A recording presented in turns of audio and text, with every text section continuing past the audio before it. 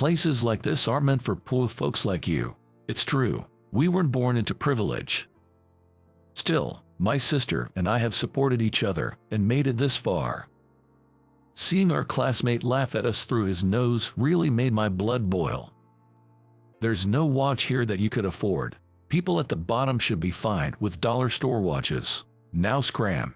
My sister, staring back at the classmate who was shooing us away with his hand, had a fierce look in her eyes. Is that so? There's no watch that we can afford. Well then, I'll cancel the watch we had reserved. Could you please refund the deposit we paid? And with that, she extended an envelope to our classmate. My name is John. Recently, I lost my parents in an accident and have been staying at a relative's house with my younger sister, who's in elementary school. It must have been tough. We can't offer much luxury, but you're welcome to stay here until you graduate from high school. I'm currently a senior in high school, and my sister, Emily, is in the 6th grade. Having suddenly lost our parents, we were in a daze, but our relatives took us in, even if it was just for a limited time. We owed them our gratitude. However, it was tough living in a large family home. I gave up on going to college and started a part-time job to save money for living expenses for Emily and me, as well as to help out around the house. We had a small inheritance from our parents, but I wanted to save as much as possible for Emily's future, and I also needed to contribute to the living expenses of the relatives who had taken us in. So, I dropped out of high school as the new semester began. John, are you going to be late again today? Emily, clutching her favorite stuffed animal, looked up at me anxiously. She had been less cheerful lately. Being the youngest in the relative's household, I worried she might be getting bullied, but to dispel these concerns, I needed to save money as quickly as possible to find a place for just the two of us. Sorry for making you feel lonely. We'll leave here soon and live together, just the two of us. It won't be long now. I patted Emily's head and rode off on my bike down the still brightening street. I was working a morning paper route. My boss, Alan, was very understanding of my situation and always looked out for me. John, you're planning to go straight into work after dropping out of high school, right? Yes, I've already left school. I'm planning on moving once Emily graduates. One day, after finishing my morning route, Alan approached me at the office. The location isn't great, but I might be able to set you up with a job. Do you want to hear about it? It was at a factory owned by a friend of Alan's, involved in forestry and located deep in the mountains, but they were offering a house near the mountains as a residence. It's tough to rent a place as a high school dropout, and the factory is struggling with an aging workforce and a shortage of labor. You're strong and a quick learner. Alan had arranged this opportunity, knowing our difficult situation and that his friend's factory was desperately short of workers. Thank you so much. This is really helpful, as we were struggling in both aspects. In our rural hometown, job and housing options were limited for someone who had dropped out of high school, so this was an extremely generous offer. A few days later, Alan took me to the remote factory to introduce me, and we also visited the house at the foot of the mountain that they were offering. It was a small, single-story house, surprisingly neat on the inside. The utilities were clean, and the toilet was modern. It was small, but more than enough for the two of us. It was originally a mountain cabin that I renovated for my daughter. She moved to New York for work this spring, so it's vacant now. The factory manager, Mr. Miller, was a calm and kind manual. As planned, we would start working and move in March, but during the long holidays, we could stay in the house and work at the factory as a part-time job. Having secured both a job and a house, I went to thank and say goodbye to my high school teacher, Ms. Wilson. I'm glad for you. Life might be tough, but do your best, she said, gifting me an expensive-looking pen in a beautiful box as a parting gift. Thank you so much. I appreciate all the support during this short period, I said to Ms. Wilson, expressing my gratitude before leaving the staff room. Then, I unexpectedly ran into someone I didn't want to see. It was Bob, the son of a landowner in this area. always acting superior. He's the typical spoiled rich kid. "Hey, it's Pua John. I heard you quit school."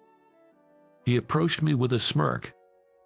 Working after quitting school, must be hard being poor, living off his parents' wealth. He's always been like this.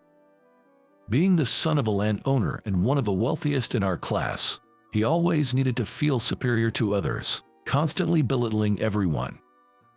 Of course, I was no exception. In this rural area, our class had mostly stayed the same from elementary through high school.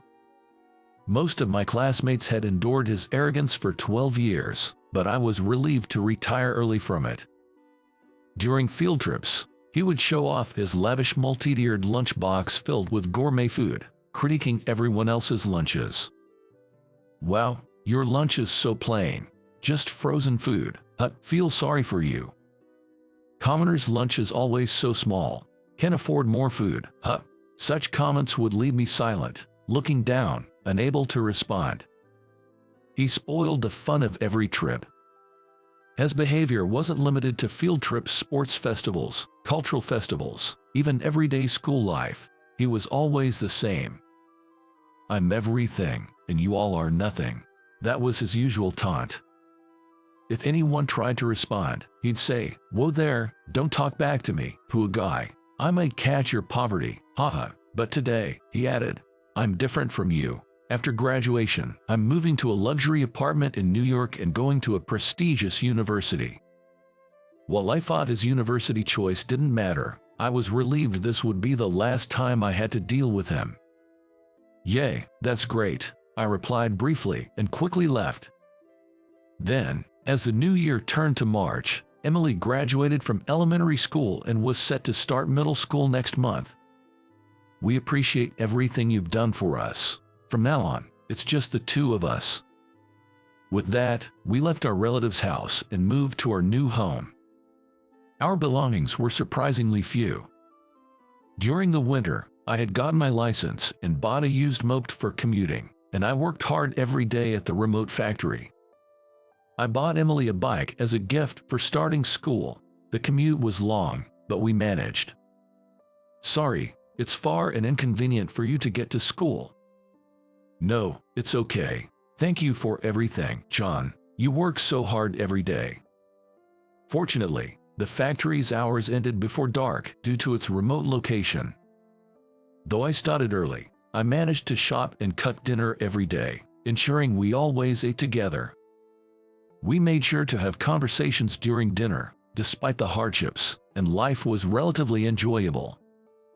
"John, I have a request." As she was about to enter high school, Emily spoke seriously. "I want to go to college." She handed me a brochure from a national university. "I want to study marketing. I'm determined to make life easier for you in the future, and I believe I have a chance with my current academic abilities." "That's fine, Emily. Do what you want. I couldn't go, but if it's your wish, I want to support you." I had been saving from my part-time job before dropping out and hadn't touched our parents' inheritance for this very moment. We were able to rent this house at a low cost thanks to Mr. Miller's kindness, and we hadn't indulged in any major luxuries, so I had enough savings to afford her education at an average private university. When I told Emily this, she said, "Thank you, I'll definitely pay you back," and studied even harder. Already excelling academically, she consistently topped her class in high school and got accepted into her desired national university on her first try. "Well, I'm official. I'll come back during the summer and New Year holidays, so don't look so sad. I'll do my best." With her few belongings, Emily boarded the train. The house, where we had supported each other for 6 years, suddenly felt too spacious. Emily was doing her best on her own, and that motivated me to continue working hard. Even though Emily was attending a national university, living alone was costly, so I sent her money every month. It was always a joy to hear about her university life when she came home for the long holidays each year for 4 years. "John, I'm fine now. Thanks to you, I've landed a great job." In the spring of the 5th year after Emily left, she called with cheerful news. She had secured a position at a well-known major marketing company. "That's amazing. You've done so well." I couldn't stop my tears over the phone. Ever since we left our relative's house, I knew we had faced many challenges. Our situation was far from privileged, and I had to ask her to endure a lot. Going to college, that was the first thing Emily ever asked of me. "What are you talking about? I only made it this far because of you." We praised each other with those words. Half a year into her job, Emily sent me a letter along with an express train ticket. "Dear John, now it's my turn to repay your kindness." The ticket was for my birthday. "Hello, Emily." I called her in a rush. "Hey, John, did you get the ticket? Come visit me. I'm waiting for you." Emily's voice was playful over the phone. On the day, I had to leave work a little late, so I ended up heading to our meeting spot in my work clothes. "You're going to see Emily, right? Take it easy and take the next 2 days off," my boss said. I barely caught the express train in time. In about 2 hours, I'd be at the place where Emily was waiting. I wondered if it was okay to meet her in these clothes as I drifted off to a brief sleep. "John, it's been a while." As soon as I arrived at the station, Emily ran up to me. Seeing her after about half a year felt both nostalgic and reassuring. "It's been a long trip, thank you. Come on, I have a place to take you today. Follow me." She took my hand and led me to her car. Riding in the car Emily drove felt oddly refreshing. As we chatted about trivial things and drove, we arrived at a high-end watch store. "This is the place." She urged me out of the car and into the store. "I wanted to give you a lifetime gift for all the help you've given me." No, I'm not dressed for this, and it's too expensive."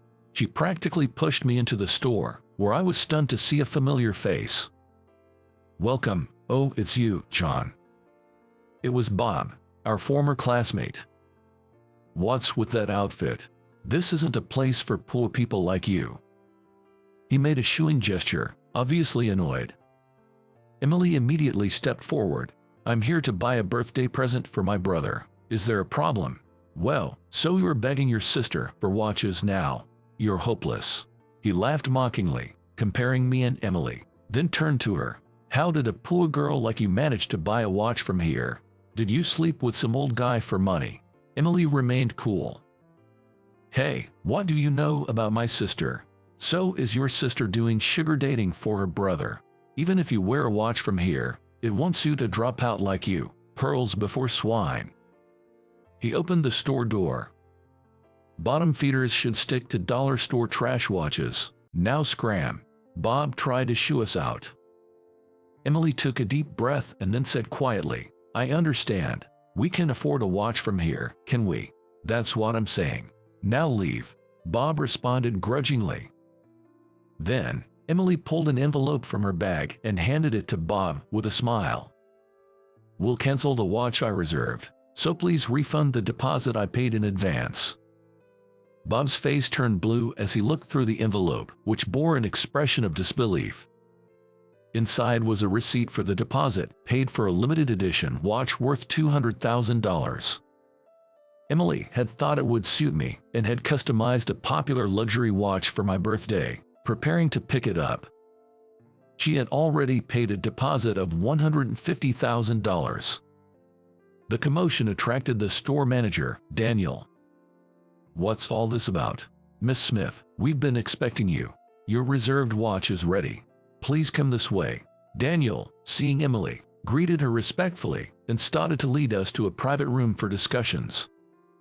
Emily shook her head. "I'm sorry, but could you please cancel it? It seems there's no watch here we can afford, so we'll buy one that suits us better," she said, glancing at Bob. Bob stood there, pale and trembling. "What is the meaning of this, Bob?" Daniel's expression, once gentle, was now filled with anger, but he quickly turned to us. "We deeply apologize for our staff's behavior. As for the refund, given the amount, please allow us to visit you later with an apology and the refund," he said. He seemed to be checking Emily's reaction. "Don't worry. This incident isn't the fault of your store, but of him. so we won't mention it in an article. As far as I'm concerned, I wasn't here today." Daniel's concern was understandable. Emily was a popular blogger, and her posts could make or break a store. When Emily started university, I bought her a decent computer as a gift, thinking it would be useful for her studies and future work. She started a review blog called Ems as part of her marketing studies. Her honest product reviews, even if negative, always included constructive feedback, often proving accurate. Now, her blog reached over 1 million readers monthly, with advertising revenue sometimes exceeding $100,000. This influence helped her secure a position at a major marketing company, where she was fully utilizing her skills. "Sorry, John. I didn't mean for this to happen." As we walked side by side, Emily seemed downcast. "It's not your fault, Emily. Thanks anyway." We strolled around town in silence. Then I found an old shop. Though the building was old, it was well maintained, with the air of a long-established business. "Hey Emily, shall we check it out?" "Sure, but what kind of store is it?" As we approached, we realized it was a watch store. "Wow, these are beautiful." An old man was working in the back, and the intricately crafted watches on display caught our attention. "Welcome, all these watches are made by my husband." As I was looking at them, an old lady with a gentle demeanor spoke to me. "Ah, the ones in the back, they're all exquisite," Emily remarked, captivated by the watches. I asked the elderly woman if we could watch her husband work up close. I was impressed by his quick and meticulous craftsmanship. He had been making watches here for over 40 years. "John, this one looks like it would suit you." Emily pointed out a watch. The elderly woman smiled proudly. "Oh, you have a good eye. That's one of his masterpieces." "I only make and sell things I'm proud of, like my own children," the old man said softly, glancing up with eyes full of confidence. The old man working quietly in the back muttered softly. Lifting his face for a moment, his eyes were filled with confidence. I bought the watch and immediately put it on my wrist. It felt surprisingly fitting. After thanking the elderly couple, we left the shop. It turned out to be a good purchase in the end. I got permission, so I need to write a blog post about it as soon as we get back. Emily's face had brightened up completely from before. Years have passed since then, and the watch from that day still ticks on my wrist. I regularly visit that watch shop for maintenance and have grown close to the elderly couple. "Mr. Garcia, I'm here for the maintenance again." "Oh, John, it's wonderful to see you taking such good care of it." "I'll take a look at it right away. Have a seat and relax." Now, I even have tea with Mrs. Garcia while waiting for the maintenance. "By the way, please thank Emily for me. Thanks to her, we've had an increase in customers." She said this with a smile. After Emily introduced Garcia Watch Shop in her blog, it went viral. It's now a popular shop with a 1-year waiting list for reservations. "Really, we've been so busy lately, but it's a good problem to have." The old man appeared to be smiling as well. While we were talking, customers started visiting and making reservations. "Here you go, it's done." The watch, returned to my wrist after maintenance, seemed to shine even brighter. "Thank you so much, especially with how busy you are." I thanked the elderly couple and left the shop. The luxury watch store where I had encountered Bob was gone. After that incident, Daniel and Bob apparently visited Emily with an apology. Emily said she wasn't concerned about the $200,000 watch anymore but would never forgive Bob for his behavior towards me. Bob was fired from the watch store and faced a significant compensation claim for losing Emily as a major client in the $200,000 deal. He hasn't returned to our hometown, and his whereabouts are unknown. Rumors say that after telling his parents about the compensation, they were furious and disowned him. Emily and I have since married, and I moved to Tokyo. I am now an apprentice at Garcia Watch Shop, learning to make watches. Repeated visits for maintenance led to an offer to take over the shop. At first I declined, thinking I owed the original factory a favor, but I was overcome by the old woman's enthusiasm. The opportunity to learn from Mr. Garcia was a significant draw. Mr. Miller from the factory sent me off with his blessings. Now, my sister's family lives nearby, making for lively and warm days. The hardships of my student days were significant, but the warm family I sought is now here with me. John, I brought some snacks. Emily visited the workshop with my niece, Jennifer. In moments like these, I savor the happiness, hoping for these peaceful times to continue. With this hope, I live each day to the fullest,